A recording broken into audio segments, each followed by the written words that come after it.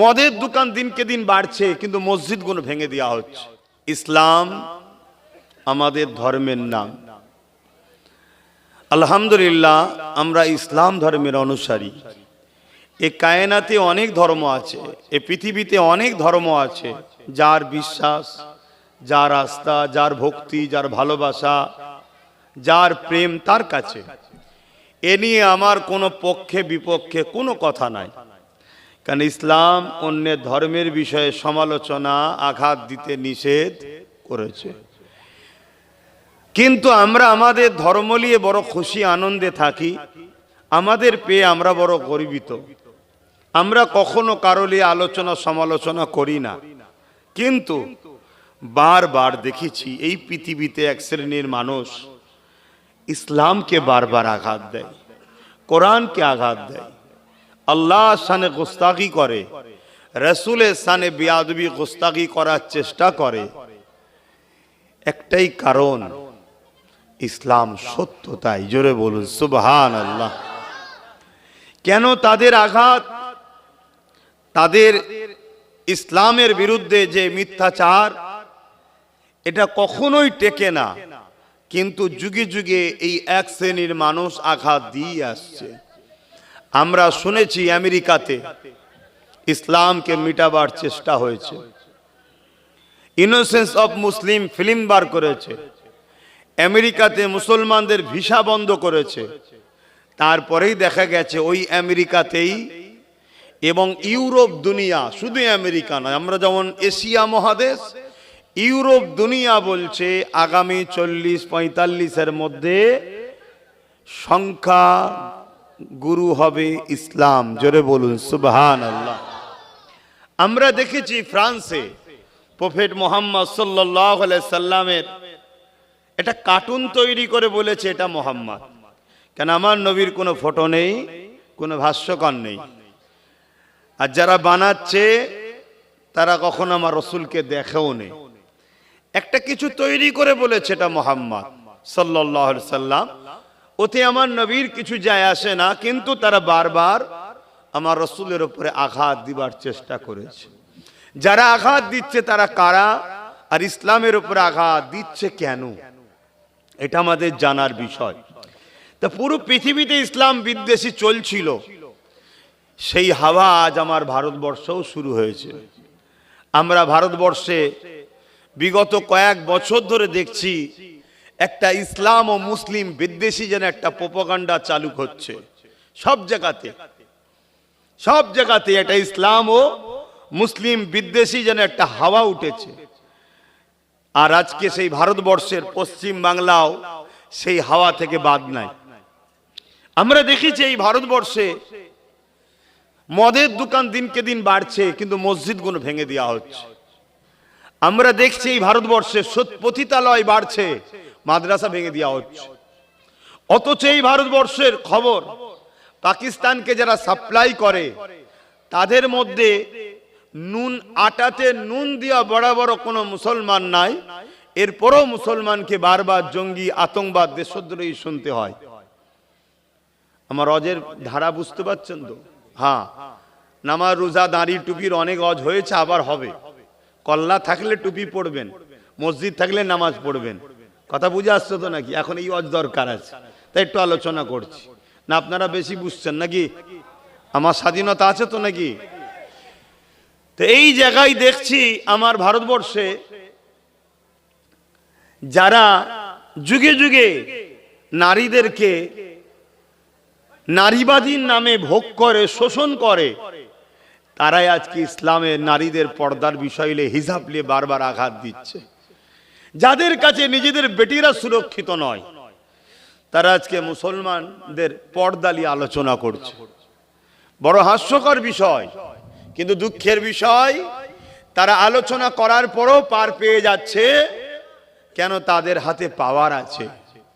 আমরা ন্যায়ের পক্ষে থাকার পরও মার খাচ্ছি। কেন? আমরা নিজেদের পায়ে কুরুল নিজেরাই মেরে দিয়েছি।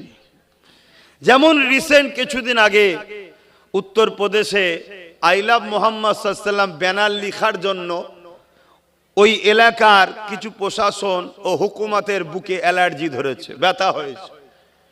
একজন লিখেছে আমি মুহাম্মদ সাল্লাল্লাহু আলাইহি সাল্লামকে ভালোবাসি।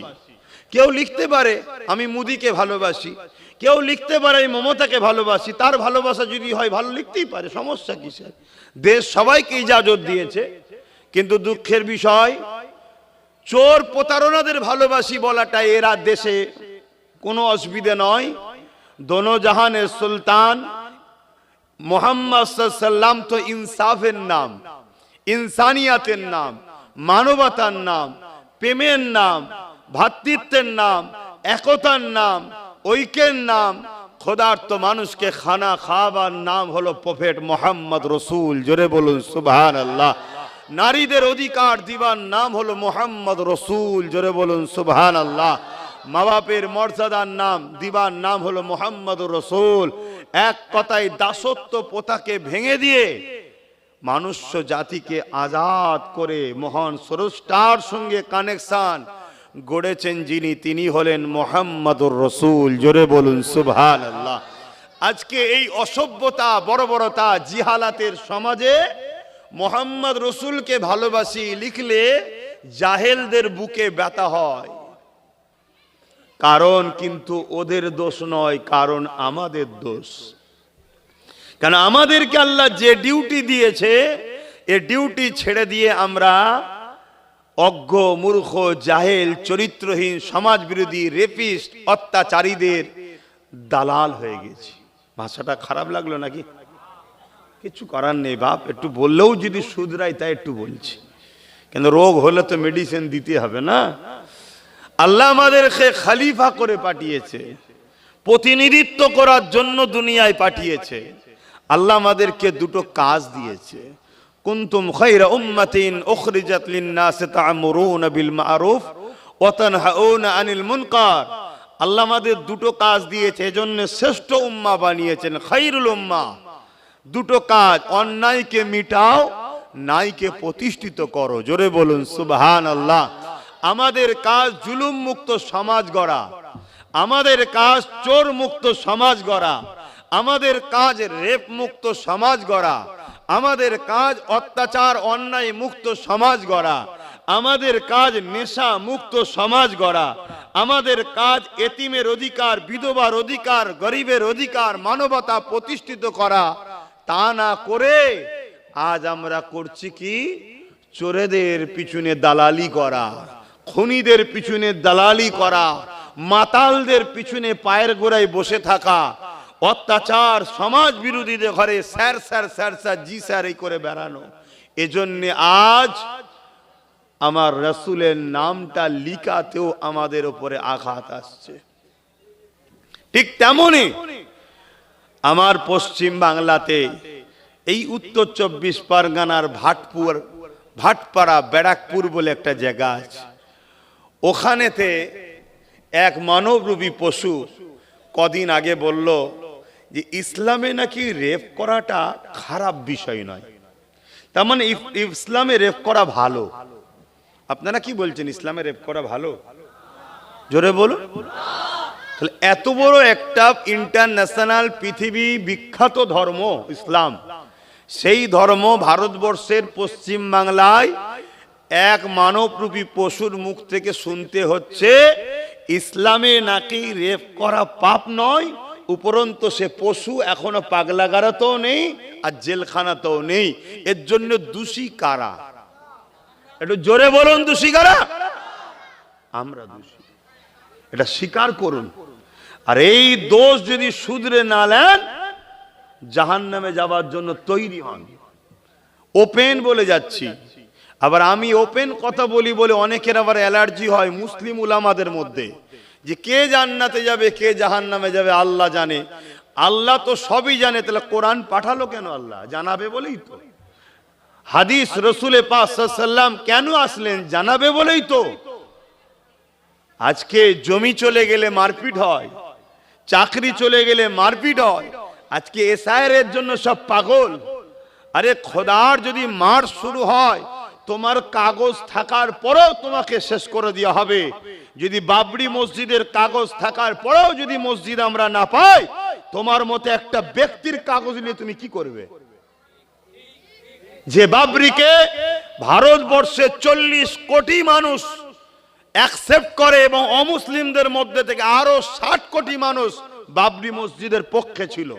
শুধু মুসলমান যে ইনসাফ পরায়ণ তা নয়, এদেশে আরো 40 কোটি মানুষ আছে যারা, 60 কোটি মানুষ আছে অমুসলিম যারা ইনসাফ পরায়ণ।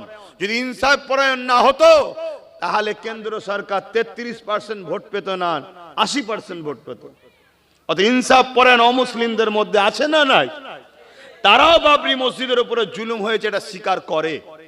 কিন্তু আমি আমার কমকে বলছি, তাহলে আজকে অত বড় একটা হিস্টরি, অত বড় একটা ঐতিহাসিক মসজিদ, সেই মসজিদে সুপ্রিম কোর্টের রায় হলো ওখানে 500 বছর ধরে নামাজ হচ্ছে, ওখানে 500 বছর ধরে মসজিদ আছে, মসজিদের নিচে অন্য কোনো ধর্মের খাঁচা বা কিছু নাই, ওটা মসজিদই। তারপরেও সেই মসজিদ আমরা পেয়েছি।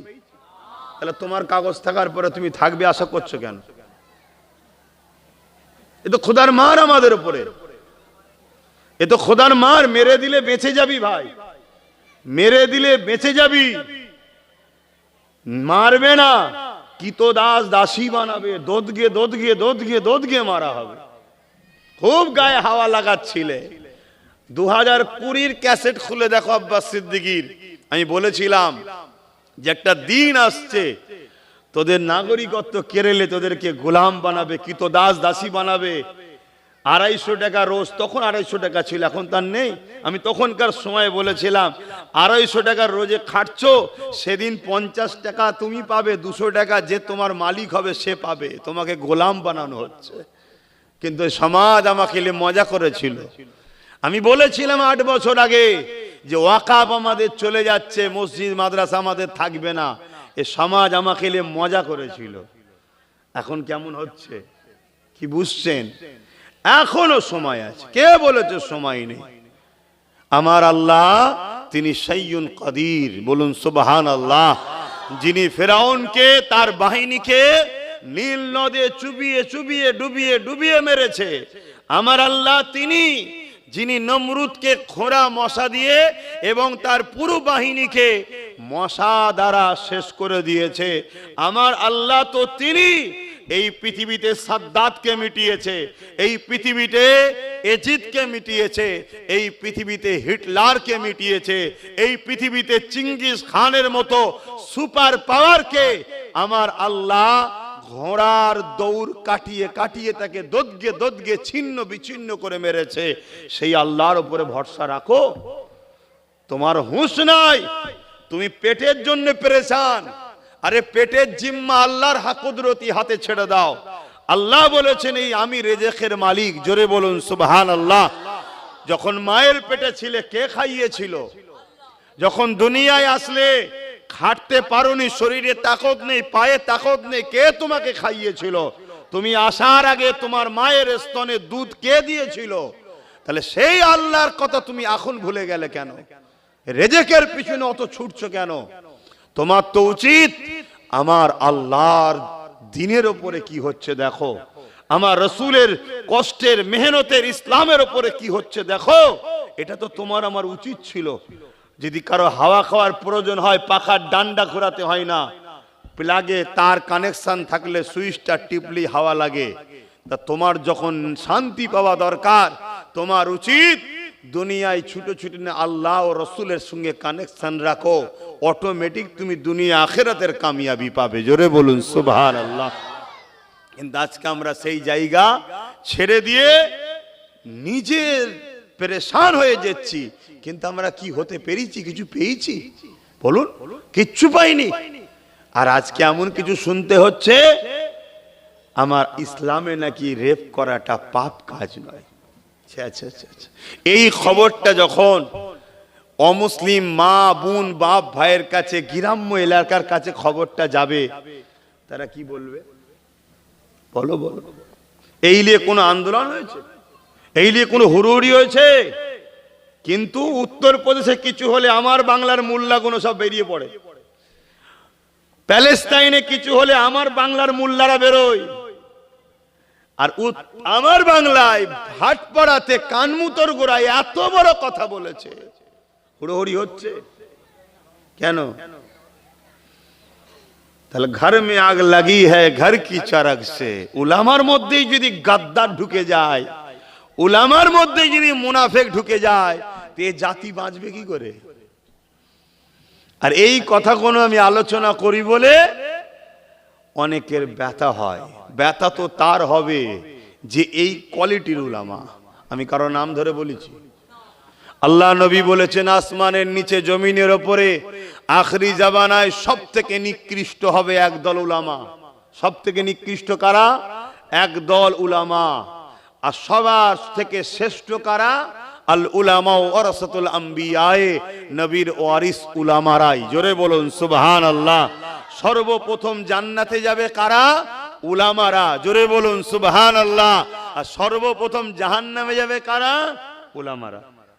তাহলে উলামার মধ্যে দুটো কোয়ালিটি আছে না নাই? তাহলে আপনাকে তো বুঝতে হবে, আপনাকে তো দেখতে হবে। তো ভাইয়ের আমার, আমার রসুলের ইসলাম নারীদের ঘরে কি সম্মান দিয়েছে। আসো আমরা একটু ইসলাম খুঁজে দেখি। আল্লাহ নবী আসার আগে পৃথিবীর জমিনে 360টা নকল খোদার উপাসনা যারা করত, যারা নিজেদের রাজাদিগকে সিজদা করত, নিজেদের রাজাদের উপাসনা করত, তারা নিজেদের কন্যা সন্তান হলে ওই কন্যাগুলোকে জ্যান্ত জ্যান্ত পুঁতে দিত। এ যুবকেরা, পৃথিবীর জমিনে নারীদের কোনো সম্মান ছিল না, পৃথিবীর জমিনে নারীদের কোনো মর্যাদা ছিল না, পৃথিবীর জমিনে নারী ছিল একটা ভোগের জিনিস, পৃথিবীর জমিনে নারী ছিল একটা অশুভ জিনিস। এই জন্যে তারা নারীদেরকে হত্যা করত, নারীদেরকে জ্যান্ত পুঁতে দিত, নারীদেরকে বাজারে নিলামে তুলত, কেনা বেচা হতো। ধনীরা খরিদ করে নিয়ে গিয়ে ওই নারীদের ইজ্জত লুটত, ওই নারী দেহকে শোষণ করত। যদি কন্যা সন্তান হতো, ওই নারীকে এবং তার কন্যাকে উভয়কে হত্যা করে দিত।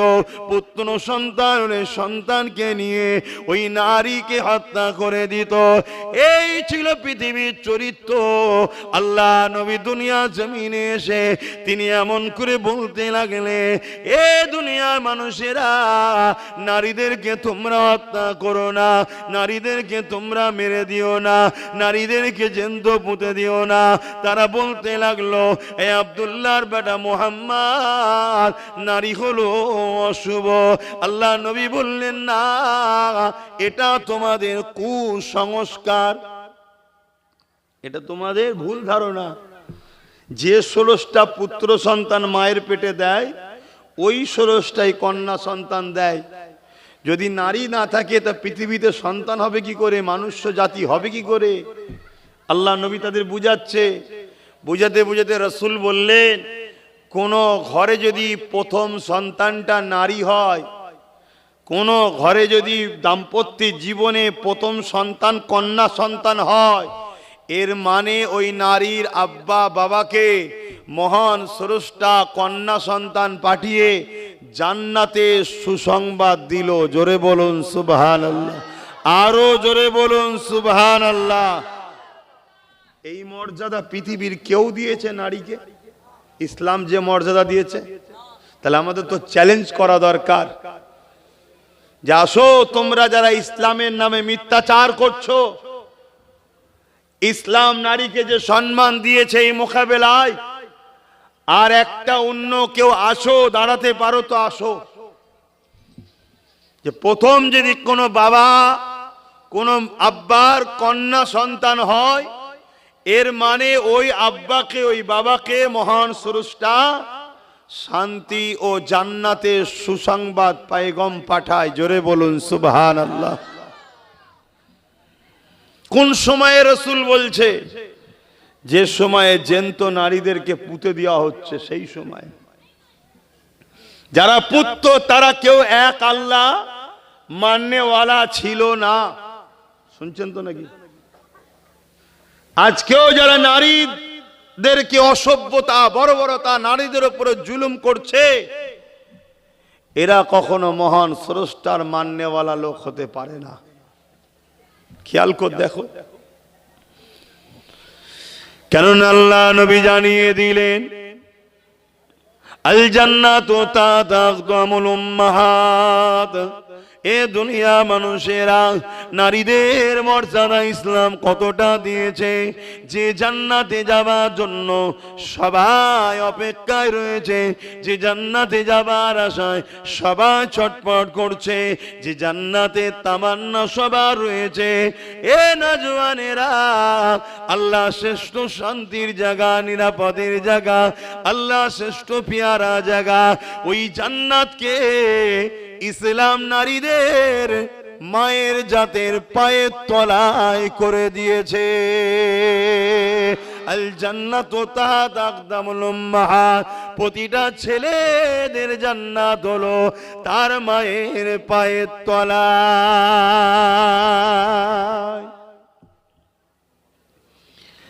এ নওজওয়ানেরা, আল্লাহ নবী আরো জানিয়ে দিলেন, কারো ঘরে যদি একটা, দুটো, তিনটে পর পর কোনো বাবাকে, কোনো আব্বাকে মহান স্রষ্টা তিনটে কন্যা সন্তান দেয়।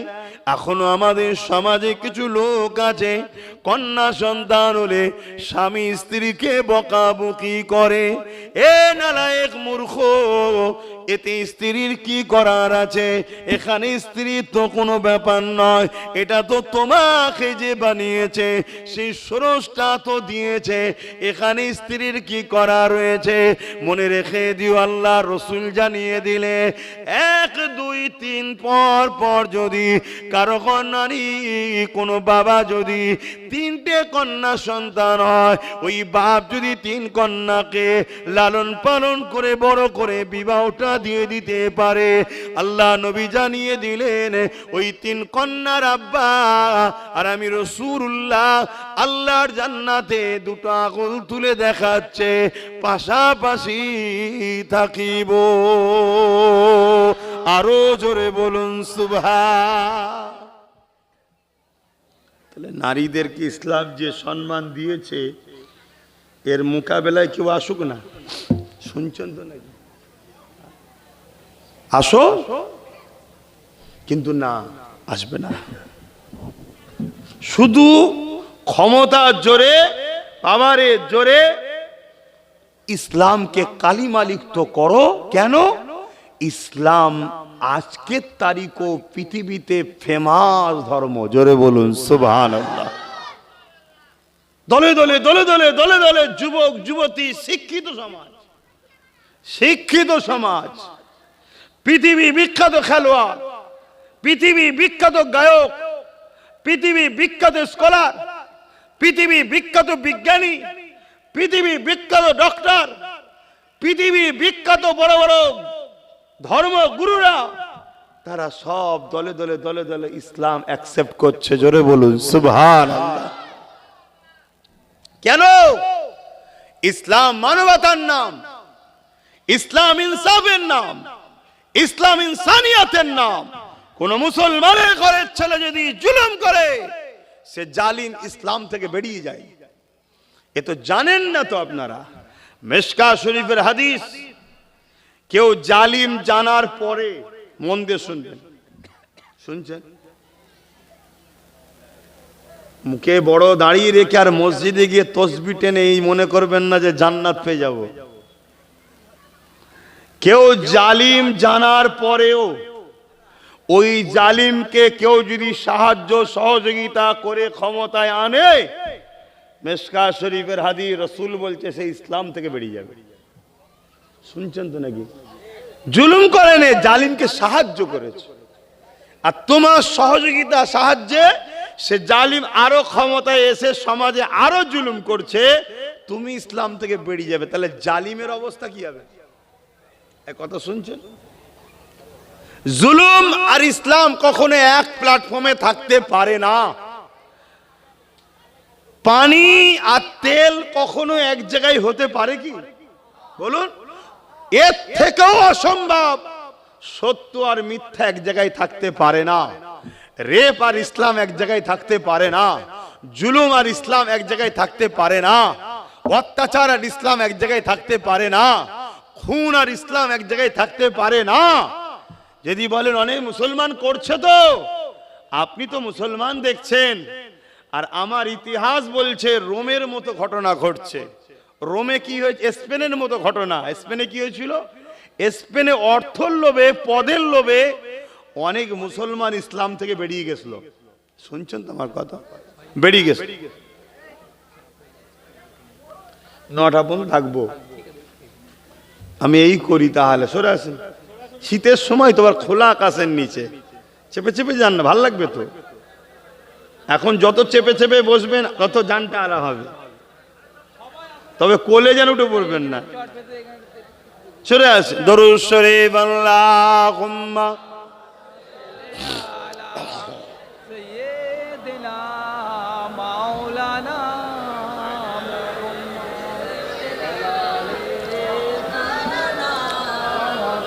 মাওলানা। आने वालों ए तो बताओ शहर मदीना कैसा है। आने वालों ए तो बताओ शहर मदीना कैसा है। देख के जिसको जी नहीं भरता, देख के जिसको जी नहीं भरता, ओ मदीना ऐसा है। आने वालों ये तो बताओ शहर मदीना कैसा है।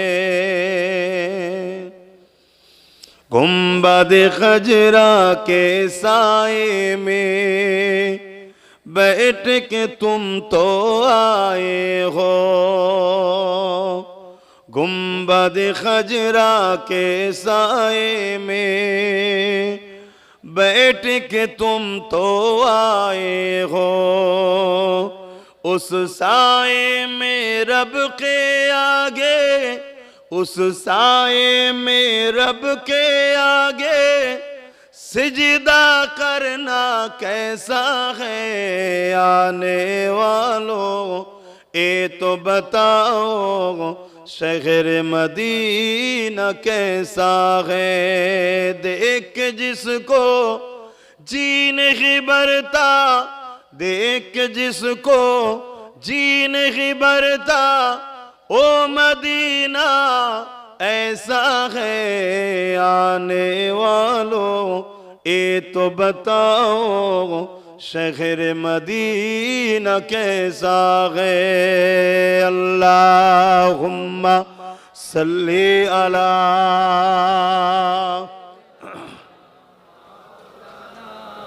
मुहम्मद अलाले सैय्यिदिना माওলানা। আমার আব্বা জানেরা, ভাইরা, মন দিয়ে শোনেন। আমি কি বলছিলাম?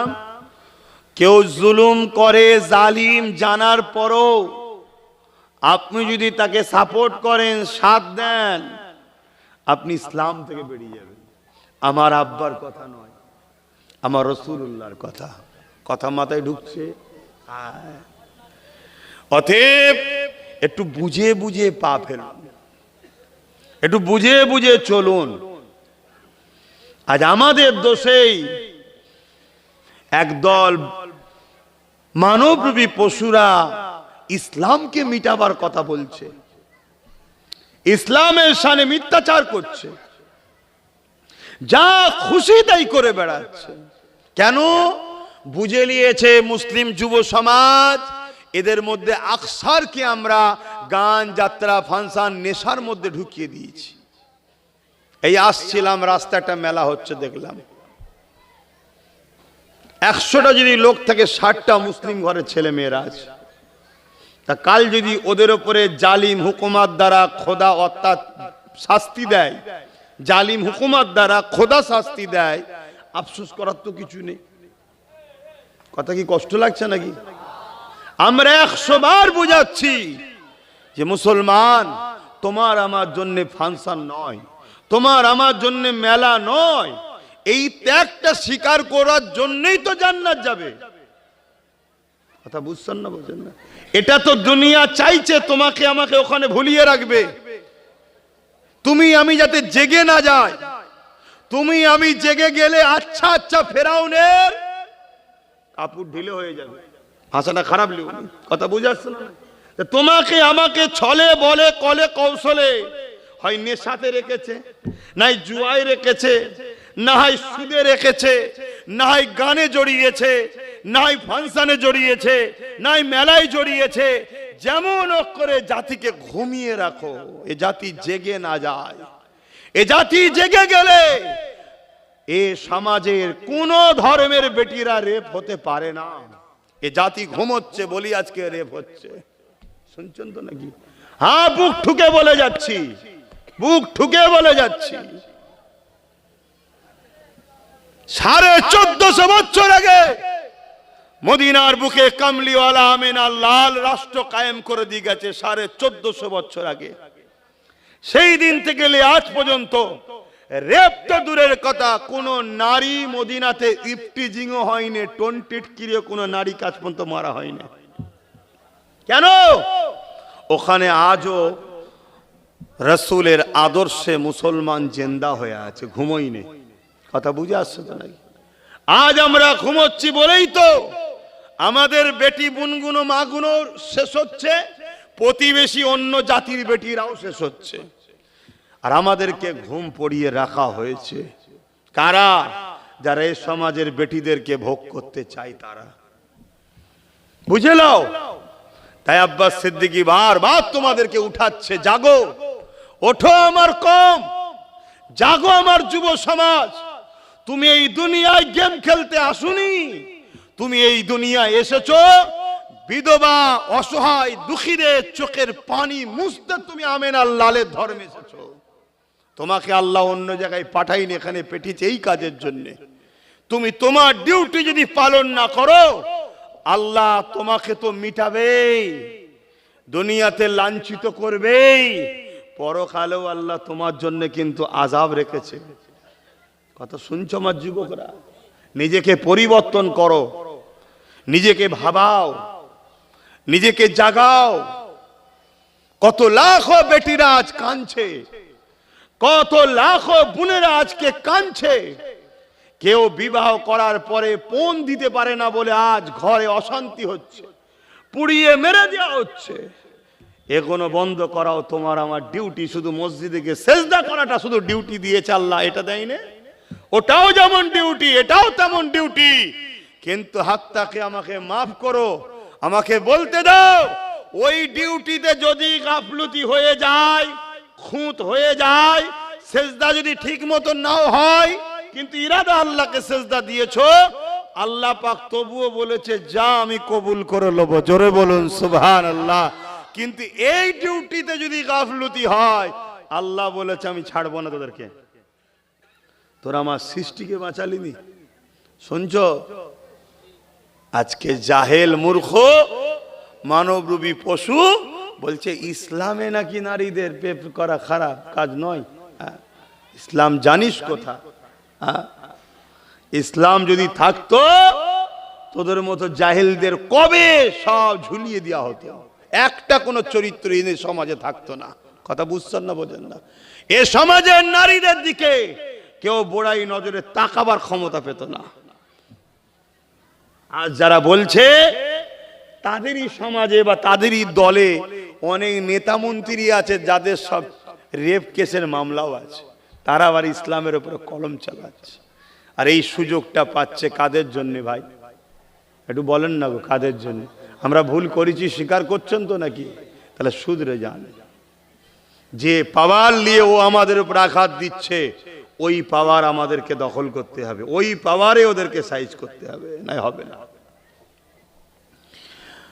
আসেন আমার নবী পাকের আখলাক, আমার নবী পাকের দিন, আমার নবী পাকের আদর্শ, আমার নবী পাকের জীবন চরিত্র আজও পৃথিবীর মানুষ যারাই পড়তে লেগেছে, তারাই আমার নবী পাকের দিবানা হয়ে গিয়ে ইমানে নূরের কালেমা পড়ে মুসলমান হয়ে যাচ্ছে।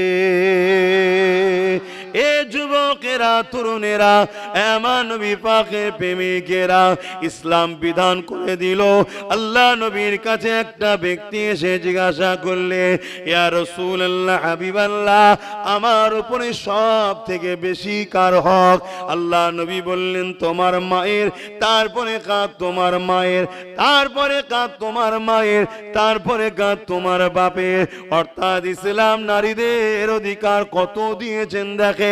মা তো নারী জাত, প্রত্যেকটা পুরুষ আপনার তো মা আছে। আল্লাহ নবী বললেন, প্রথম সব থেকে বেশি হক আপনার উপরে আপনার মায়ের যে কিনা নারী, দ্বিতীয় হক আপনার উপরে আপনার মায়ের যে কিনা নারী, 3 নম্বর হক আপনার মায়ের যে কিনা নারী, তারপরে হলো আপনার আব্বা যে কিনা পুরুষ। ইসলাম নারীকে এত মর্যাদা দিয়েছে, এই ইসলামের ওপর কেউ মিথ্যাচার করবে, এটা চুপ করে থাকা, এর থেকে বড় জুলুম আর কি হতে পারে? কিয়ামতের দিন এই অন্যায়ের বিরুদ্ধে যদি না মুখ খোলো, এই অন্যায়ের বিরুদ্ধে যদি না করো, এই অন্যায়ের বিরুদ্ধে কথা যদি না বলো, কিয়ামতের দিনে আল্লাহ পাক বুবা শয়তান করে উঠাবে। এ যুবকেরা, তরুণেরা, আমার আব্বা আম্মারা, মনে রেখে দেবেন, আল্লাহ নবী, নূহ নবী, দয়া নবী জানিয়ে দিলে, যখন কোন নারী কোন পুরুষে বিবাহ হবে, অর্থাৎ একটা কন্যা একটা পুরুষ দুজনের যখন নিকাহ হবে, ইসলামের নিকাহ সিস্টেমটা কি শুনে রেখে দাও। পুরুষকে আগে থেকে স্ত্রীকে আনার আগে নিজের ঘরকে সুন্দর করে সাজাবে। তুমি তোমার স্বার্থ মতন সাজাও, যেন তোমার স্ত্রী এসে মনে করে এই যে যা কিছু করা হয়েছে আমার জন্য করা হয়েছে। দ্বিতীয় নম্বর, তুমি পুরুষ, তুমি আগিয়ে যাও কন্যার ঘরে, নারীর ঘরে, সেখানে গিয়ে তাকে নজরানা দিন, মোহর দিয়ে, তারপরে তাকে তুমি তোমার জীবন সাথী বানিয়ে তুমি তোমার ঘরে নিয়ে আসো, এবং ঘরে নিয়ে এসে তার থাকা খাওয়া, তার জীবনের প্রয়োজনের জামা কাপড়, ওষুধ থেকে শুরু করে সব কিছু দায়িত্ব পুরুষ তোমার কাঁধে। যদি দায়িত্ব না নিতে পারো, নেকাহ করো না। আর যদি দায়িত্ব নিতে পারো, নেকাহ করো। কেননা এই হক যদি তুমি না আদায় করো, এ পুরুষ কিয়ামতের দিন আল্লাহ তোমাকে ধরবে। শুনছেন তো? এটা হলো ইসলামের নিয়ম। আর এখন মেয়ের বাপ টাকা দেয় পুরুষকে, মোটরসাইকেল টরসাইকেল ফোন, এটা মানুষের শয়তানদের তৈরি করা কথা, বুঝছেন তো নাকি? এটা ইসলামের নয়, এমন কথা বুঝছেন তো নাকি? তাহলে সেই ইসলামের ওপরে আঘাত, অসুবিধা হচ্ছে। হ্যাঁ, আবার একটা প্রশ্ন ওঠে, কি সবই বুঝলাম, তাহলে ইসলাম নারীদেরকে পর্দা করতে বলে কেন? সব কিছু ছেড়ে দিয়ে পর্দার পিছনে চলে গেছে কেন? পর্দা ঢেকে রাখলে সমস্যা কিসের? ঢেকে রাখলে সমস্যা কোথায়? না ঢেকে রাখলে যারা সমাজে চরিত্রহীন, নজর খারাপ, তাদের তো অসুবিধা হওয়া দরকার, ঠিক তো নাকি? যারা এই পর্দা নিয়ে কথা তোলে, জানতে হবে ওদের ক্যারেক্টার খারাপ, চরিত্র খারাপ। ওরা হলো ওই শিয়াল মার্কা মানুষ, যে শিয়ালগুলো আন্দোলন করে। সবই ঠিক আছে, মুরগিকে কেন খাঁচার মধ্যে রাখা হয়? ওকে ছেড়ে রাখো, ছেড়ে রাখো। কেন? খাঁচার মধ্যে থাকলে শিয়ালকে শুকিয়ে থাকতে হয়, খাওয়া জোটে না। ছেড়ে রাখলে ধরে ধরে খাবে। এরম শিয়াল মার্কা কিছু মানুষ আছে, তারা নারীদেরকে চায় ছোট কাপড় পরুক, অর্ধ উলঙ্গ থাক, তাতে করে তারা তাদের নফসের বুড়াই খোরাকের নজরে তাকাবে এবং নারীদেরকে ভোগের নজরে দেখবে, ভোগ করা স্বপ্ন নেবে। কথা বুঝে আসছে না? কিন্তু ইসলাম নারীদেরকে তো বোরখা দিয়ে, পর্দা দিয়ে, হিজাব দিয়ে নারীর মূল্য বুঝিয়েছে। জোরে বলুন সুবহানাল্লাহ। যে জিনিস যত দামি হয়, সে জিনিস তত প্যাকিং ভালো হয়। যে জিনিস যত দামি হয়, তার নিরাপত্তাও তত হয়। যে জিনিস যত সূক্ষ্ম হয়, তার চতুর্দিকের গার্ড প্যাকিংটাও তত ভালো হয়, তাই তো নাকি? যে জিনিস যত দামি হয় তাকে তত দামি জায়গায় রাখা হয়, যে জিনিস যত দামি হয় তার সিকিউরিটি তত দামি হয়, যে জিনিস যত দামি হয় তাকে রাখা হয় তেমন সিকিউরিটি জায়গাতেও রাখা হয়, ঠিক না বেঠি? অতএব ইসলাম নারীকে হীরে টুকরোর মর্যাদা দিয়েছে, হীরে বানিয়েছে, আর পুরুষকে রাস্তার পাথর বানিয়ে দিয়েছে। আমাদের মন খারাপ নাকি? আরে আমার মায়ের দাম বেড়েছে, আমার গর্ব হওয়া দরকার তো, ঠিক না বেটি? রাস্তার পাথর পড়ে থাকলে চুরি হওয়ার ব্যাপার নেই, কিন্তু হীরে যদি সামান্য ছোট হয় ওটা চুরি হয়ে যাওয়ার ব্যাপার আছে। তাই হীরেকে রাখতে হয় কোথায়? আলমারির ভেতরে, লকারের ভেতরে, মখমলের কাপড় জড়িয়ে আলমারি খুললেই মনে হয় একবার দেখি ঠিক আছে কিনা। কি আর ছিঁড়া নোটগুলো পড়ে থাকে, ব্যান্ডিল ব্যান্ডিল, ওর দিকে তাকাবার সময় থাকে না, ও দুটো যাই যাকগে যাক। কিন্তু হীরে বারবার তার দিকে টার্গেট। এ আমার মায়ের জাত, বোঝেন বোঝেন, ইসলাম আপনাকে ঢেকে রেখে মূল্য বুঝিয়েছে যে তোমরা নারী, তোমরা হলে হীরে। জোরে বলুন সুবহানাল্লাহ। তোমাকে আমি দামি জিনিস বানিয়েছি, তুমি নিরাপদে থাকো, সেফটি থাকো, ঢেকে থাকো। কেন? তোমার মূল্য অনেক বেশি। আর পুরুষ ও রাস্তার পাথরের নাই, ও পড়ে থাকলো, বস্তা বস্তা পড়ে থাকলো, কেউ টাকাবে না। কথা বুঝে আসছে তো নাকি? হ্যাঁ, তাহলে সেই মায়ের জাতেদেরকে বোঝা দরকার।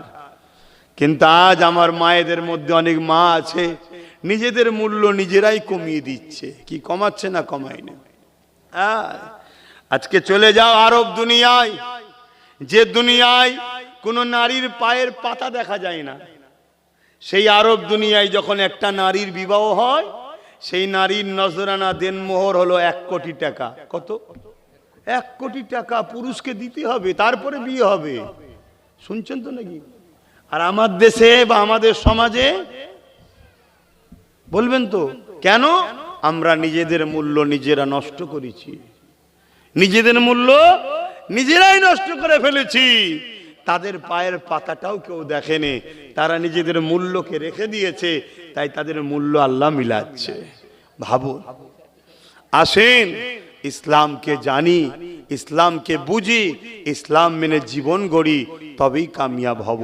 পাশাপাশি আমার ইসলামের ওপরে কেউ জুলুম করলে, কেউ আঘাত দিলে, অযথা মিথ্যাচার করলে, তার বিরুদ্ধে আমাদেরকে সংগঠিতভাবে তাকে জবাব দিবা, এটাও দায়িত্ব রয়েছে। এ যুবকেরা, ইসলাম জুলুম কখনো করেনি, কিন্তু কেউ যদি ইসলামের ওপরে আঘাত দিয়েছে, ইসলাম তাকে ডিফেন্স করতে বলেছে। যেমন বদরের জমিনে ঘটেছিল। বদরের জমিনে আমার রাসূল পাক সাল্লাল্লাহু আলাইহি ওয়াসাল্লাম মক্কা জমিন থেকে হিজরত করে ইয়াসরিব মদিনা জমিনে চলে গেল। মদিনায় সাহাবা হুজুর দিগকে নিয়ে আল্লাহ নবী বড় আনন্দেতে, বড় শান্তিতে সেখানে নবী আমার দ্বীনের প্রচার করতে লেগেছে। কিন্তু মক্কা জালি সন্ত্রাস আবুজুর উতবা সাইবা তাদের সহ্য হলো না। তারা 1000-এর উপরে সৈন্য নিয়ে মদিনার উপরে হামলা করবে বলে এগিয়ে গেল। এ যুবকেরা, এই খবরটা আমার নবী পাক যখন পেয়ে গেলেন, আল্লাহ নবী সাহাবা হুজুর দিগকে বললে, বাবা সাহাবারা, মদিনার উপরে আবু জেহেল 1000 লোক নিয়ে আসছে, হামলা করবে। ওকে মদিনায় আসার আগে তাকে রাস্তায় রুখতে হবে, তার সঙ্গে আমরা কথা বলবো, তার সঙ্গে আমরা সুলে করব। কারণ আমি তো মক্কা ছেড়ে দিয়ে ইয়াসরিব মদিনায় চলে এসেছি, তারা মদিনাতে রয়েছে, আমি তো তাদের মক্কায় রয়েছে, আমি তো তাদের ওখানে যাইনি, তাদের সঙ্গে কোনো কথা বলতেও চাইনি। তারা কেন আমার মদিনায় এসে হামলা করবে? এই ব্যাপারে তাদের সঙ্গে একটা আলোচনা আমরা করব, চলো। কিন্তু মদিনায় যদি ঢুকে পড়ে আলোচনা তারা না করে হয়তো হামলা করে দিতে পারে, যে হামলাতে মদিনার মুরব্বীরা, মদিনার নারীরা, মদিনার বাচ্চাদের উপরও হামলা করতে পারে। কারণ যারা জালিম হয় তাদের কাছে কোনো দয়া ময়া বলে কিছু নাই। জালিমদের একটাই জিনিস, ক্ষমতার জন্য নিজের পরিবারকে হত্যা করতে পিছপা হয় না। ইতিহাস এমন পাওয়া যায় না, যায় না? কথা বলছেন না কেন? ঠান্ডায় পুরো জড়ো হয়ে গেল নাকি? না নতুন ঠান্ডা পড়ছে বলে? জালিম যারা হয় তাদের কাছে শিশু বাচ্চা বলে কিছু নেই। যেমন এই পশ্চিম বাংলায় 2021-এ ভোটের গণনার পর জালিমরা, এই রাজ্য সরকারের লোকেরা অনেকের ঘর বাড়ি ভাঙচুর করেছে না করেনি? এটা আওয়াজ দিয়ে বলুন, করেছে না করেন? এরা জালিম, এদেরকে সাপোর্ট করা চলবে না, হারাম। কথা বুঝে আসছে? এরা জালিমিরা। এমনকি দক্ষিণ 24 পরগনায় বেশ কিছু কিছু বিধানসভাতে রোজার মাস ছিল, মনে পড়ছে তো, ইফতার পর্যন্ত ফেলে দিয়েছে, বাচ্চা ছেলেদেরকে পর্যন্ত আঘাত করেছে, কল তুলে চলে গেছে। ইফতারের যে পানি, এই পানিটা পর্যন্ত খেতে দেয় না। এরা জালিম। কেন? তার বাড়ির কেউ হয়তো জালিমকে ভোট না দিয়ে অন্যদিকে দিয়েছিল, তাই জুলুম করছে। কথা শুনছেন? এইভাবে অত্যাচার করেছে। তো এটা জালিমদের অভ্যাস, এটা নতুন নয়। এরা আগামী দিন আরো করবে, এরা আগামী দিন আরো করবে। কখন করবে? যখন এদেরকে আমরা ছেড়ে দেব। প্রথম ছোট কুড়ি বেরোয়, এই গাছটা আস্তে আস্তে বড় হয় না, হয় না? কথা বলুন, বড় হয়। যখন আপনি ছেড়ে দেবেন, এর পাপাচার বাড়বে। আর একে যদি এক্ষুনি নির্মূল করে দেওয়া হয়, তাহলে জালিমের জুলুম খতম হয়ে গেল। আর আল্লাহর সৃষ্টিকে যে জালিমদের হাত থেকে বাঁচায়, এর থেকে বড় জিহাদ আর কি হতে পারে? জোরে বলুন সুবহানাল্লাহ। আমার নবীর মিশন তো এটাই ছিল। আমার নবী শুধু নয়, যত নবীরা এসছে মিশন কি ছিল? জালিমদের হাত থেকে আল্লাহর সৃষ্টিকে বাঁচানো। জোরে বলুন সুবহানাল্লাহ। বদরে তো এটাই হয়েছে, খাইবারে তো এটাই হয়েছে, হুনাইনে এটাই হয়েছে, ওহুদে এটাই হয়েছে। কিন্তু আজ আমাদের যুবকরা ঘাবড়ে যাচ্ছে। আমাদের যুবকরা বলছে কি হবে ভাইজান, ওদের হাতে বোম আছে, ওদের হাতে বন্দুক আছে, ওদের হাতে মেশিন আছে, ওদের হাতে এই আছে। আরে ওটা কি হাতে দেখছি? বদরে জালিমদের হাতেই অস্ত্র ছিল। বদরে অস্ত্র কাদের হাতে ছিল? আরে কথা বলছে না তো। কিন্তু বিজয়টা কাদের হয়েছে? ঘাবড়াচ্ছ কেন? ঘাবড়াচ্ছ কেন? আর আল্লাহ যদি তোমাকে জালিমদের হাত থেকে মনুষ্য জাতিকে, ইনসাফকে, ইনসানিয়াতকে, ন্যায়কে, মানবতাকে, সত্যকে, গরিবকে উদ্ধার করার জন্য যদি আব্বাস সিদ্দিকীর এই লড়াইয়ে মরণ থাকে, এই মরণটা তো আমার জন্য নিয়ামত ওয়ালা মরণ হবে। জোরে বলুন সুবহানাল্লাহ। আমি মরবো না, মরবো না? কথা বলে বলতে লজ্জা লাগছে যে হুজুর মানুষ বলি কি করি? এটা তো চির সত্য। হুজুর তো কি হয়েছে, মরণ তো হবেই রে বাবা, ঠিক না বেটি?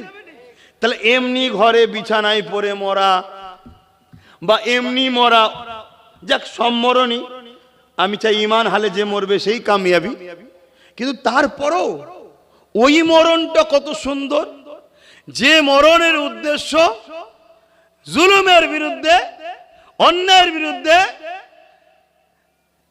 খুনের বিরুদ্ধে, নেশার বিরুদ্ধে, অত্যাচারের বিরুদ্ধে, মানবতার পক্ষে, ইনসাফের পক্ষে, এতিমের পক্ষে, বিধবার পক্ষে, মজলুমের পক্ষে, ন্যায়ের পক্ষে, সত্যের পক্ষে দাঁড়ানোর জন্য যে মরণটা হবে, ওই মরণটা তো আল্লাহর পক্ষ থেকে একটা নিয়ামত। জোরে বলুন সুবহানাল্লাহ। এই মরণটা কেমন? জান বেরোবার আগে জান্নাত দেখানো হয়। জোরে বলুন সুবহানাল্লাহ। মরণ তো সেই হবে। এবার কেউ যদি মনে করে যে আমি মনে হয় জুলুমের বিরুদ্ধে লড়লে এক সপ্তাহ আগে মরণ হতে পারে, আর না লড়লে মনে এক সপ্তাহ পরে হবে, এরকম নাকি? কথা বলছে না তো। অনেক হয়তো ভাবে যে এই ছেলেটা জন বয়সে মরে গেল, কি দরকার ছিল অন্যায়ের বিরুদ্ধে বলার, না হয়তো বাঁচত। এরকম কেউ মনে করেন নাকি? এটা কুফরি, এটা আল্লাহর বিধানকে অস্বীকার করা, ঈমান চলে যাবে। শুনছেন না শোনেন না? হ্যাঁ, একটা তাহলে ব্যক্তির নাম বলি, একটু শোনেন। নাম হচ্ছে হযরতে খালিদ বিন ওলীদ। নাম শুনেছেন? হ্যাঁ, মাশাআল্লাহ, আলহামদুলিল্লাহ। ইনাদের নাম শুনুন, চোরেদের নাম জেনে লাভ নেই। ইনাদের নাম জানুন, ইনাদের নামটা বললেও আল্লাহ খুশি হয়। বলুন সুবহানাল্লাহ। হযরতে খালিদ বিন ওয়ালিদ প্রথমে কিন্তু নবীর বিরুদ্ধে ছিল, ইসলামের বিরুদ্ধে ছিল, কুফরি দিকে ছিল। ওহুদের যুদ্ধের ময়দানে আমার রসুলের একটা হিকমা দেখে, একটা প্ল্যান দেখে এই খালিদ বিন ওয়ালিদের মধ্যে একটা হালচাল শুরু হয়। সেই দিন থেকে তিনার মধ্যে সূচনা শুরু হয়, তিনি ইসলামের দিকে আগিয়ে আসে। জোরে বলুন সুবহানাল্লাহ। একটু প্রথম থেকে বলেলি, ওহুদের যুদ্ধের ময়দানে খালিদ বিন ওয়ালিদ আর একজন জালিম সর্দারের সঙ্গে বসে মিটিং করেছিল দুজনে, কি যে মুসলমান নামাজ কখনো ছাড়ে না, মুসলমান। আর এখন মুসলমান নামাজ কখনো পড়ে না। কথা কি ভুল বলে ফেললাম? এখন মুসলমান নামাজ কখন পড়ে না? কি আমি বলে দেবো, এমন যুবক ছেলে আছে জুম্মাও পড়ে না। তাহলে বলো তুমি কি, তুমি আমার ভাই, তোমায় বুঝাচ্ছি। এমন বোন আছে, বোনেদের তো, নারীদের তো আর ঈদ বকরা ঈদ নেই, সারা বছরই নামাজ পড়ে না। তাহলে বলুন সেও তো মুসলমান। বলুন এই মেয়ে যদি কালকে জুলুমের শিকার হয়ে যায়, এতে আফসোস করার তো কিছু নেই। ওকে কে বাঁচাবে? আল্লাহ ছাড়া কেউ বাঁচাতে পারে কি? হ্যাঁ। আর অথচ আম্মাদের হাজেরা জালিম বাদশার খপ্পরে পড়ে গেছিল, জানেন তো নাকি? হ্যাঁ, যতবার আম্মার ঘরে গেছে, বাদশার মেজে পাকা তৎকালীন সময় যে সঙ্গে মারমার যে মার্বেল ছিল ভেঙে ঢুকে যাচ্ছে বাদশা, আল্লাহ আম্মা হাজেরাকে বাঁচাচ্ছে। জোরে বলুন সুবহানাল্লাহ। আর এখন লক্ষ লক্ষ মুসলিম মেয়ে, লক্ষ লক্ষ মুসলিম মেয়ে, হাজার নয়, ডাটা বলছি, ডাটা জালিমদের চক্রান্তের শিকার অলরেডি হয়ে গেছে। মুসলিম মেয়ে যাদের সতীতা নষ্ট হয়ে গেছে, তাদেরকে অপবিত্র করা হয়েছে। কেন? কেন? কেন? জালিমরা দেখেছে মুসলিম নারীদের যদি রেহেমটা পবিত্র থাকে, আবার সালাউদ্দিন আসবে, আবার মোহাম্মদ বিন কাসেম আসবে। শুনছেন? যাদের মোকাবেলা করার মতো পৃথিবীতে কোনো মা সন্তান জন্ম দিতে পারেনি। অতএব মুসলমানের সঙ্গে লড়াই ডাইরেক্ট করে পারবো না। এদের মায়ের জাত নারীকে টার্গেট কর। কিভাবে টার্গেট করছে? স্কুলে পড়ে, কলেজে পড়ে, ভার্সিটিতে পড়ে। শুনছেন তো? এই মিডিয়া শুনছো? ভালো ধরে কলো, এগুলো ছাড়বে। যদি শুনে 10টা মেয়ে বোঝে। এদের কাছে একটা প্রোপাগান্ডা চালু করা হয়েছে, কি একদল ইসলাম বিদ্বেষী ঘরের ছেলেরা একসাথে পড়ে, তারা এসে বলবে তোমাদের কোরআনের এই আয়াতটা খুব সুন্দর, তোমাদের এই হাদিসটা খুব সুন্দর, ইসলামের এই কাজটা খুব ভালো লাগে। আমার মায়ের জাত এমনি নরম দিলে সে ভাববে ইসলামের দিকে মনে হয় আগ্রহ আছে, একে একটু ইসলামের কথা শোনাই। শুনছেন না? শোনেন? কিন্তু প্ল্যান মাফিক কাজ হচ্ছে। যখন আর একটু শোনাবে, ফোনে কথা হবে, তোর ফোন নাম্বারটা দিয়ে কিছু জানার হলে জানবো, হাই হ্যালো মেসেজ, হোয়াটসঅ্যাপ, আরো কি কমনে আছে। আস্তে আস্তে সম্পর্ক বাড়ছে না কমছে? আগুন আর মোম কখনো এক জায়গায় থাকলে যে কোনো একটা তো যাবে নাকি? কথা বলে। এভাবে এক জায়গায় হতে হতে হতে হতে একটা দিন আমার বোনটার পবিত্রতাকে নষ্ট করছে। একটা দিন বলছে আমি তোদের দিকে চলে যাব, কিন্তু পরিকল্পনা শুধু নষ্ট করো। একটা দিন হয়তো সন্তানও হয়ে যাচ্ছে, সন্তান সমেত ছেড়ে দিচ্ছে। একটা দিন হয়তো সন্তান এসে যাচ্ছে, ওই অবস্থাতে ছেড়ে দিচ্ছে। বাপ আর মা কাউকে জানাইনি, তাড়াহুড়ো করে বিয়ে দিয়ে দিয়েছে। ওই সন্তান কিন্তু জমিনে আসছে। যে সন্তান মুসলিম ঘরে বড় হবে, সবাই জানবে মুসলমানের বাচ্চা, কিন্তু ওই সন্তান বড় হয়ে ইসলামের উপকারে আসবে না। আজকে যেসব মুসলিম এক একটা নেতা আছে দেখছেন না, শেষ করে ফেলছে। এই রকম প্রোটেকশন তৈরি হচ্ছে। এই কথা বুঝছেন না? বোঝেন না? কথা খারাপ লাগছে? আমার অজে অসুবিধা হচ্ছে নাকি? কি ও শুনবেন বাবারা বাবারা, এই ওখান থেকে নবীর প্রেমে ঝাঁপ দিয়ে পড়ে গেছে, ওখানে চলে গেছে। হ্যাঁ, ওটাও শোনেন, মানা করছি নি, কিন্তু কি চলছে বাস্তবটা, সময়ের দাবি কি, সময় কি চাইছে, এটা একটু শোনো। এসেছি তোর আগে 3 বার, অনেক কাজ করেছি তো। তাহলে আজকে আমার প্রত্যেকটা বাপকে বলবো, আমার মা বোনের নারীর জাতেরা, আমার বোনেরা হয়তো এই কথা শুনে মনে দুঃখ পেতে পারে, কিছু করার নেই, কিছু করার নেই। তুমি একা ধ্বংস হচ্ছ তা নয়, তোমার ভুলের কারণে এই সমাজে এমন একটা বিস্ফোরা সন্তান আসছে যার দ্বারা ইসলাম সমাজটা পুরো ক্ষতি হচ্ছে। সে বড় হয়ে হয় ক্রিমিনাল হচ্ছে, আর নাই চরিত্রহীন। আমাদের নয়, সে কথা বুঝে আসছে না? নাই, আমি আর খুলে বলতে পারছি না তো।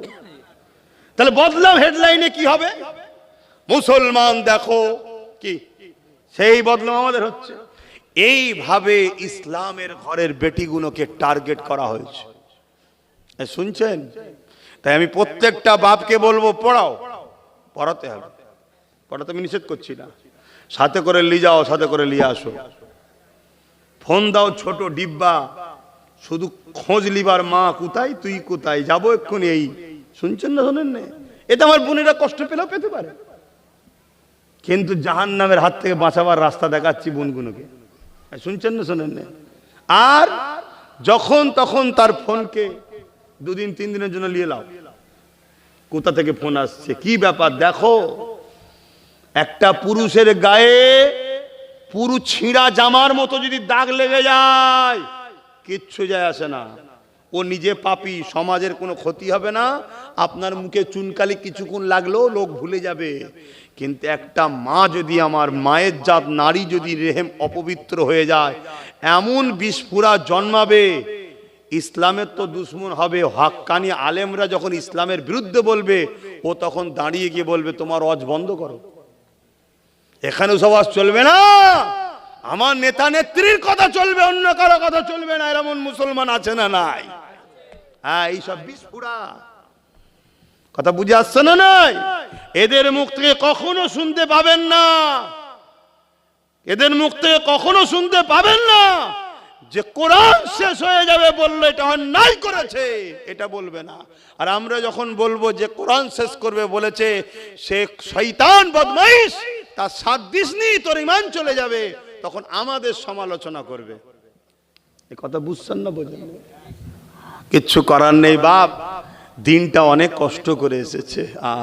এই দিনটাকে, আমার ছেলে গান শুনেছে, আমার ছেলে যাত্রায় গেছে, আমার মেয়ে টিভি দেখে ফেলেছে, আমার মেয়ে গান শুনে ফেলেছে, ওটা কিছুক্ষণের জন্য গুনাহ করেছে, তওবা করলে মাফ হয়ে যাবে, শুনছেন তো নাকি? কিন্তু গোড়া যদি গন্ডগোল হয়ে যায়, গোড়া যদি গন্ডগোল হয়ে যায়, তাহলে কি হবে? বাবেরা, নওজওয়ানেরা, হযরত খালিদ বিন ওয়ালিদ এমন করে ইসলাম কবুল করে নিল, সময় বড় কম কেন, তাবারুক রয়েছে। এ যুবকেরা, খালিদ বিন ওয়ালিদ ইসলাম কবুল করে নিয়ে রোমদের বিরুদ্ধে লড়াই করতে যাচ্ছে। 3000 সৈন্য রয়েছে নবী সাহাবাদের, কত? আর রোমদের রয়েছে 2 লক্ষ। এই 2 লক্ষ সেনার বিরুদ্ধে 3000 সৈন্য পাঠিয়েছে। 3 জন সিপাহসালার রাসূল তৈরি করে দিয়েছিলেন। 3 জন শহীদ হয়ে যাবার পর হযরত খালিদ বিন ওয়ালিদ ইসলামের ঝান্ডাকে হাতে তুলে নিয়ে হুজুর আমার জালিমের বিরুদ্ধে লড়াই করতে লেগেছে। এই লড়াইয়ের রণকৌশল এত ছিল, 3000-এর সামনে 2 লক্ষ টিকে থাকতে পারল না। এ নওজওয়ানে খালিদ বিন ওয়ালিদ জীবনে 120 থেকে 25টা লড়াই করেছিল, গরিবের পক্ষে, ইনসাফের পক্ষে, মানবতার পক্ষে, মজলুমের পক্ষে, অসহায়ের পক্ষে, সত্যের পক্ষে। এ যুবকেরা, খালিদ বিন ওয়ালিদ মিথ্যার বিরুদ্ধে, অন্যায়ের বিরুদ্ধে, জালিমের বিরুদ্ধে 120 থেকে 25টা লড়াই করেছিল। প্রতিটা লড়াইয়ে খালেদ বিন ওয়ালিদের নেতৃত্বে আল্লাহ পাক বিজয় দিয়ে দিয়েছিলেন। এই খালেদ বিন ওয়ালিদ একদিন বিছানাতে শুয়ে আছে, ইন্তেকালের সময় ঘনিয়ে এসেছে। খালেদ বিন ওয়ালিদ চোখ ভরা পানি লে কাঁদে, আর স্ত্রী পাশে বসে রয়েছে। কি কষ্ট হচ্ছে আপনার, কেন কাঁদছেন? খালেদ বিন ওয়ালিদ বলছে, আমি চলে যাব, আমার যাবার সময় হয়ে এসেছে, আমি এজন্যে কাঁদছি। আমি 120 থেকে 25টা লড়াই করেছি, প্রতিটা লড়াইয়ে যাবার সময়ে আল্লাহর কাছে দোয়া করতাম, আল্লাহ আমি যেন হকের জন্য লড়তে লড়তে শহীদ হয়ে যায়, আমি যেন মানবতার জন্য লড়তে লড়তে শহীদ হয়ে যায়, আমি যেন ইনসাফের জন্য লড়তে লড়তে শহীদ হয়ে যায়। আয় আল্লাহ, আপনার জন্য, আপনার হাবিবের জন্য, দ্বীনের জন্য লড়তে লড়তে জালিমদের আঘাতে আমি যেন শহীদ হয়ে যায়। আমার পিরানের স্ত্রী রে, আমার শরীরের এমন কোনো জায়গা নাই যেখানে বল্লমের দাগ নাই, তরোয়ালের দাগ নাই, তীরের দাগ নাই। আমার শরীরে হাজারো আঘাত লেগেছে, কিন্তু আমি শহীদ হলাম না, জালিমদের আঘাতে শহীদ হলাম না, প্রতিটা লড়াইয়ে বিজয় পেয়ে গেলাম। আজ আমি বিছানায় শুয়ে শুয়ে ইন্তেকাল করছি, আমি খালিদ শহীদ হতে পারলাম না, এই জন্য আমি মনের দুঃখে কাঁদছি। স্ত্রী সান্ত্বনা দিয়ে বলছে, কে আছে দুনিয়া জমিনে আপনাকে শহীদ করতে পারবে? কেন আপনার নাম হলো সাইফুল্লাহ, আল্লাহ তরোয়াল। কে আছে জমিনের উপরে আল্লাহ তরোয়াল খেয়ে ভেঙে দিতে পারবে? এই আল্লাহ তার তরোয়াল খেয়ে ভাঙতে দেয়নি। আরো জোরে বলুন সুবহান। এ যুবক, তোমরা ওঠো, দাঁড়াও, তোমাদের অপেক্ষায় আছে হাজার হাজার মজলুমরা, হাজার হাজার মজলুম তোমাদের অপেক্ষায় আছে। তোমরা জাগলে হাজার হাজার লাখো কোটি, তাদের ধর্ম আলাদা হতে পারে, তারাও তোমাদের মুখের দিকে তাকিয়ে আছে, তারাও তোমাদের কাছে আসবে। তোমরাই পারো মানুষের চোখের পানি মুছতে, তোমরাই পারো মানুষের মুখে হাসি ফুটাতে, তোমরাই পারো এই সমাজে ন্যায় প্রতিষ্ঠিত করতে। তোমরাই তো খালিদ বিন ওয়ালিদের উত্তরসূরি, তোমরাই তো মোহাম্মদ বিন কাসেমের উত্তরসূরি। একটা 17 বছর 18 বছরের ছেলে, তার মোকাবেলায় জালিমরা থরথর করে কেঁপেছিল। তাহলে বলো, তোমরাই তো সালাউদ্দিন আইবির উত্তরসূরি। তোমরা জাগো আমার ভাই, তোমাদেরকে ইচ্ছা করে গান ধরিয়ে দেওয়া হয়েছে, যাত্রা ধরিয়ে দেওয়া হয়েছে, মেলা ধরিয়ে দেওয়া হয়েছে, ফাংশন ধরিয়ে দেওয়া হয়েছে, বাড়ি বাড়ি টিভি ঢুকিয়ে দেওয়া হয়েছে, মোবাইল ধরিয়ে দেওয়া হয়েছে, মদ ঢুকিয়ে দেওয়া হয়েছে। খেয়াল করে দেখো, মুসলিম মেজরিটি এলাকাতেই মদের আড্ডা, মেলা, লড়ারি এখনো মুসলিম মেজরিটি এলাকাতেই দোকান দেওয়া হয়। তোমাকে জড়াবে বলে কেন? তুমি যদি সুস্থ মাথায় জেগে থাকো, এই সমাজে তিলোত্তমা তাহলে রেপ হতো না। তুমি যদি সুস্থ মাথায় জেগে থাকতে, এই সমাজে তামান্না বোমে মরতো না। তুমি আজকে ঘুমিয়ে ঘুমিয়ে তাদের হাতের পুতুল হয়ে আছো বলেই তো তামান্না ছোট্ট বাচ্চা বোমের আঘাতে গেল, তিলোত্তমা মানুষের সেবা করছে, রাত জেগে অপারেশন করছে, তাকে রেপ হয়ে চোখ দিয়ে খুন বেরিয়ে মারা গেল। আজ ইনসাফ হলো না কেন? মাথায় যে বসে আছে সেও বদমাইশ, এখানে বসে আছে সেও চিটিংবাজ, সব মিলেমিশে আছে। কথা কি কষ্ট লাগছে নাকি? একদম সাচ কথা বলে যাচ্ছি। যদি নিতে না পারো তাহলে বাপ আমার কিছু করার নেই, সমস্যা অন্য জায়গায়। তাবারও কাছে আমি কথা বাড়াচ্ছি না। সালাম দানিয়া নবী।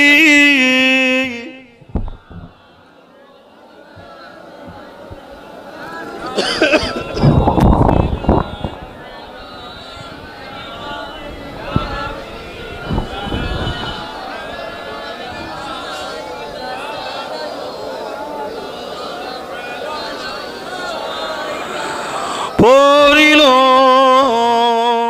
আল্লাহ আরো বাণী,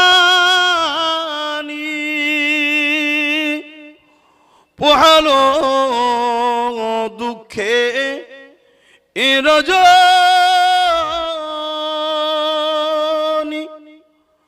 হইল জগৎ অনুরানী আমিনার নয় অনির্মণি ইয়া নবী সালাম ইয়া রাসূল ইয়া হাবিব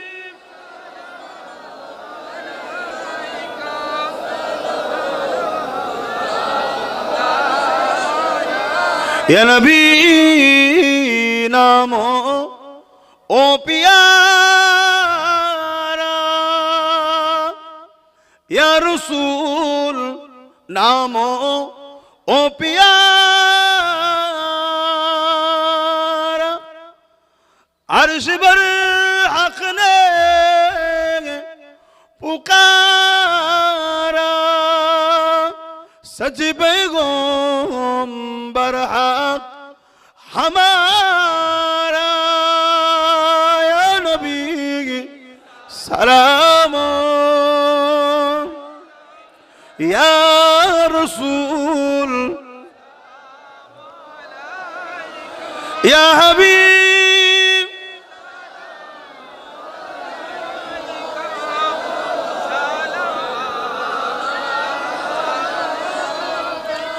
কঠিন হাসরের দিনে কি আছে মোদের কপালে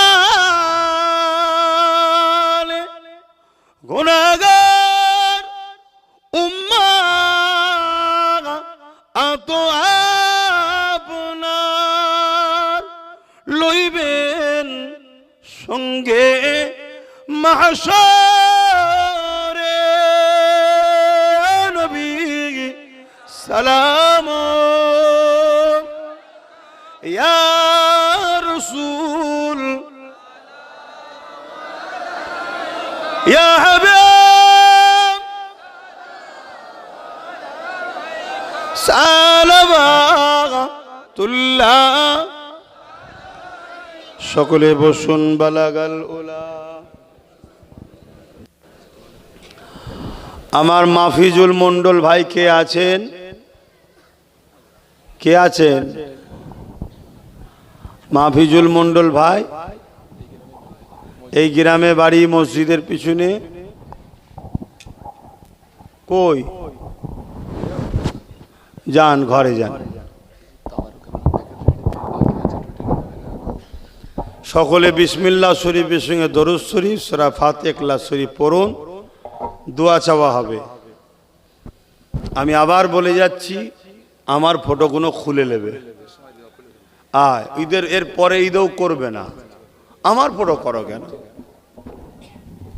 ধর্মকে ধর্মের জায়গায় রাখো হ্যাঁ আইএসএফ দল আমি প্রতিষ্ঠিত করেছি স্বীকার করছি হারাম কিছু করিনি যখন কোনো মায়ের লালের কথা চলবে না কেন করেছি এই জুলুম অন্যায় অত্যাচারের বিরুদ্ধে একটা রুকার মতো লোক দরকার কিন্তু আমি অন্য সাইডে আছি হ্যাঁ আমার ভাইকে আমি সাপোর্ট করবো না তো কাকে সাপোর্ট করব কি গো ভাই ভুল বলছি নাকি আমি তাকে সাপোর্ট করি তার হয়ে প্রচার করি তার কথা 100 বার বলি 1000 বার বলবো যার ভালো লাগবে মিশবে যার ভালো লাগবে না মিশবে না কিন্তু সে একটা জনপ্রতিনিধি তারটা ঠিক আছে আমি অন্য লাইনে অন্য জগতের আমারটা দেওয়া উচিত হয় না কথা বুঝে আসছে এটা বুঝালাম ভুল হতে পারে মানুষের নেক্সটে যেন না হয় সম্পর্ক রাখলে রাখার চেষ্টা করো রাখবো কেন রাখবো না দোয়া চাওয়ার আগে ছোট্ট করে শুধু এসআইআর দুটো কথা বলে যাব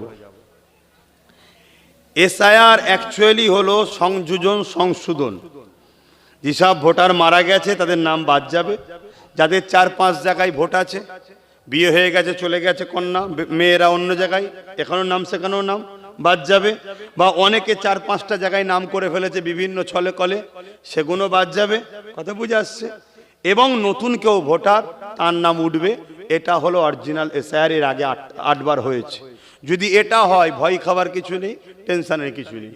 কিন্তু এসআইআর এর নামে রাজনীতির পাওয়ারকে যদি অপব্যয় করা হয়, অপপ্রচার করা হয়, অপপ্রচার করা হয়, রাজনীতির পাওয়ারকে কাজে লাগিয়ে গরিব দুঃখী অসহায় মানুষদেরকে যদি বঞ্চিত করা হয়, তাহলে এটা জুলুম, এটা সংবিধান বিরোধী। তাকে ঘৃণা করতে হবে, ধিক্কার জানাতে হবে, সেই এসআইআর কে ব্যান্ড করার জন্য লড়তে হবে। কথা বুঝে আসছে? কিন্তু মনে রাখবেন, কেউ বলছে মুসলমানের নাম বাদ যাবে, কেউ বলছে অমুসলিমের নাম বাদ যাবে। আমি মনে করি গরিবরা বিপদে পড়বে। কথা কিছু বুঝে আসছে? আমি হিন্দু মুসলমান করতে এখানে আসিনি, গরিবরা বিপদে পড়বে। তাই গরিবদেরকে বলবো সংগঠিত হও, ঐক্য হও। হ্যাঁ, বিগত দিন জানি আমার অনেক ভাইয়েরা কেন্দ্র সরকারকে নিয়ে মজা করেছিল। কেন্দ্র সরকার বলেছিল মুসলমানদের তাড়িয়ে দেবো, মজা নিয়েছিল, অনেক কিছু করেছিল। অনেকে ধারণা ছিল মুসলমান চলে গেলে এই ঘরটা আমার হয়ে যাবে, এই দোকানটা আমার হয়ে যাবে। কথা বুঝে আসছে তো নাকি? যারা এই নাচানাচি করেছিল, সমীক্ষা বলছে তাদের নামই বেশি বাদ যাচ্ছে। এর জন্য আনন্দ কিন্তু আমরা নয়, এর জন্য আমরা খুশি নয়। কেন? কেউ ভুল করেছে বলে আমিও তার সাথে তাল মিলাবো, এটাই তো পার্থক্য। কথা বুঝে আসছে না? নাই। কিন্তু আমি বলছি গরিবরা বিপদে পড়বে, সে গরিব মুসলিম হোক আর গরিব অমুসলিম হোক। তার কি ধর্ম পরিচয় তার কাছে রাখো, আমার ধর্ম পরিচয় আমার কাছে থাকুক। দিনের শেষে আমরা ভারতীয় মানুষ, বিপদে পড়ছি, এক হোক। যদি এসআইআর কে এসআইআর এর সিস্টেমে হয়, সংযোজন সংশোধন উচিত হবে সমস্ত নাগরিকদের সহযোগিতা করা।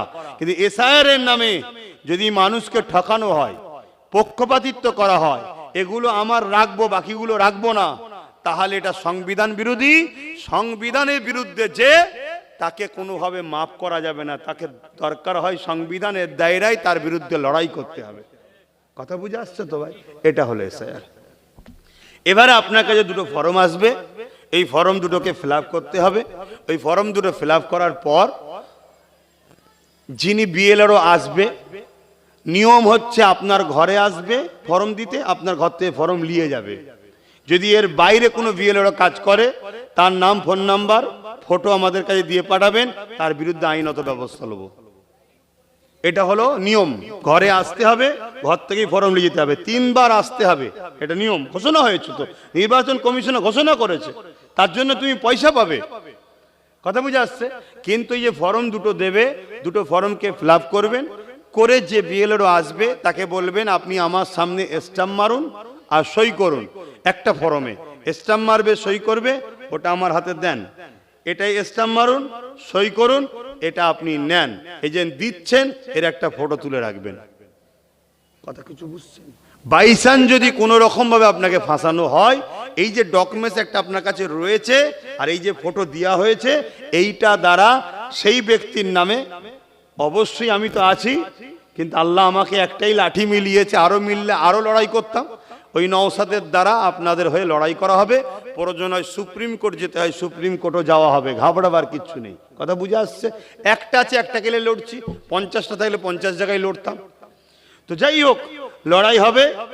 এবং কান টানলে মাথা আসে, ওকে ধরে টানলে কোন নেতা কি করেছে, কোন অফিসার কি করেছে, সব বেরোবে। কথা বুঝে আসছে? শেষ কথা, এসআইআর পুরো দেশ জুড়ে নির্বাচন কমিশনার করছে 12টা রাজ্যে। এই 12টা রাজ্যে নির্বাচন কমিশনার করছে। নির্বাচন কমিশনারের সঙ্গে বিজেপির ভালো সম্পর্ক আছে, এটা কোনো সন্দেহ নাই। কথা বুঝে আসছে না? নাই। কিন্তু বাংলায় এসআইআরে সম্পূর্ণ সহযোগিতা করছে রাজ্য সরকার। 90,000 অফিসার দিয়েছে। অফিসারদের টোটাল খরচ টরচ যে বাজেট হবে, শোনা যাচ্ছে 221 কোটি টাকা নাকি বাজেট করেছে। অতএব সম্পূর্ণ সহযোগিতা করছে। কিন্তু রাস্তায় দাঁড়িয়ে বলছে এসআইআর মানি না, এসআইআর মানি না, এসআইআর করতে দেবো না। শুনছেন তো নাকি? অতএব এরা দুজন মিলে পুরো দেশটাকে শেষ করতে চলেছে। এই হলো আমার কথা শেষ। বীজখানে একটু বলে দিলাম এসআইআর নিয়ে। অসুবিধা হলো কারো মাথায় ঢুকছে নাকি? ধর্মসভায় এসে বললেন কেন? এটাও ধর্মের মধ্যেই পড়ছে। মানুষ যখন বিপদে পড়ে তাকে সঠিক রাস্তা দেখাবার নাম ইসলাম। কথা মাথায় ঢুকছে না? ঢোকে না? মানুষ যখন বিপদে পড়ে তাকে সঠিক রাস্তা দেখাবার নাম কি? ইসলাম। আপনি বোঝেন না, বুঝেলেন।